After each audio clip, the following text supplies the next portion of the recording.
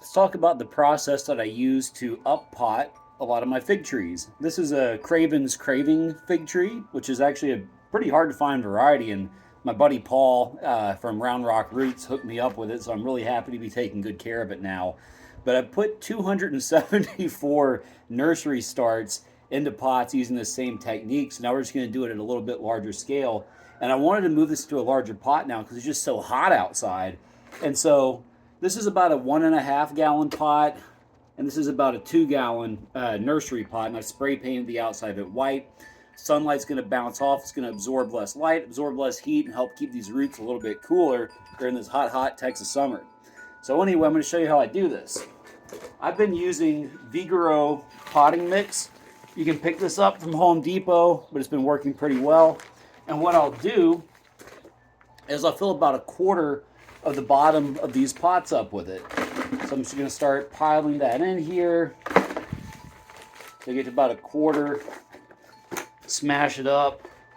You know, nice technical term, right? Smashing it up with your fingers. And so now we've got about a quarter of that pot full. And so with about a quarter full, I'm going to take Osmocote. And I use 14, 14, 14. Again, that's your nitrogen, phosphorus, and potassium, NPK.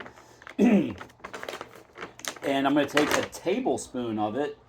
So I actually use kitchen measuring devices. So I'll take a tablespoon, sprinkle that on top. And so I sprinkled it on top of that quarter full soil. I just take my hand and just mix it up. And so I'll mix it up a little bit. And once that Osmocote's in there, nice evenly distributed, I'm going to take this potted fig out. And so if I take it out of its pot here, you can see I can hold it up by the stem. It means the roots have spread out in this soil that's here. I'm going to put it on top and see how high it goes.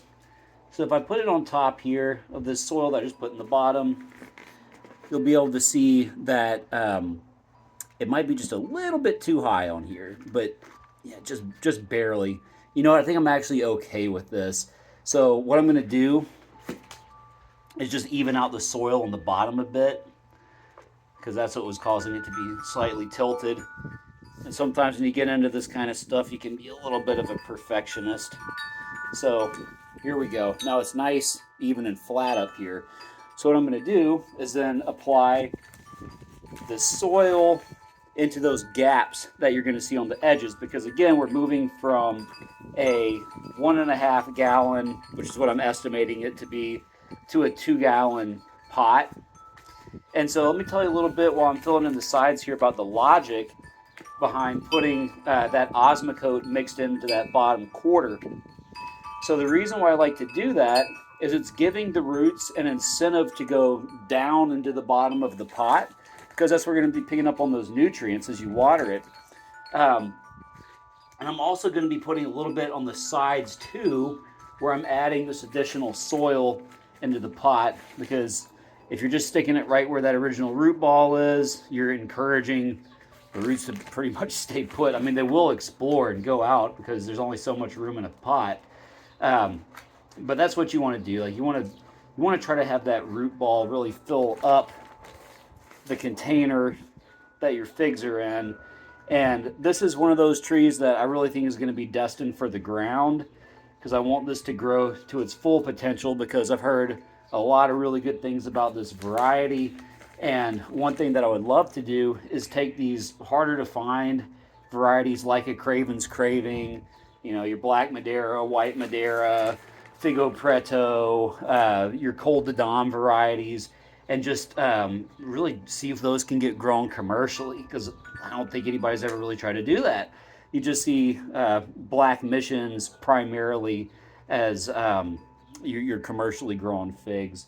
And so, all right, now I've got that soil added to it, so you can see it's looking good on the top. I'm going to take about half of a tablespoon, or a teaspoon, if I can find where I put it. Oh, there it is. I left it in the container. And I'm going to sprinkle that around the edges here on the top. And I'll just actually pull up my camera and show you what I did, so that way you can see. Okay, so it turns up my camera overheated, so I'm going to have to splice this video into it. But you'll also see that I added a layer of pine mulch. So I just got that from Tractor Supply here. I use that as chicken bedding as well. But that, again, reflects light off of it, and it has the properties of mulch that help you retain moisture in your soil. But it also helps prevent excess heating from when that sunlight's hitting the surface there. So I hope you found value in this video, and we'll continue to watch this little tree as it grows, and we'll make sure that it thrives.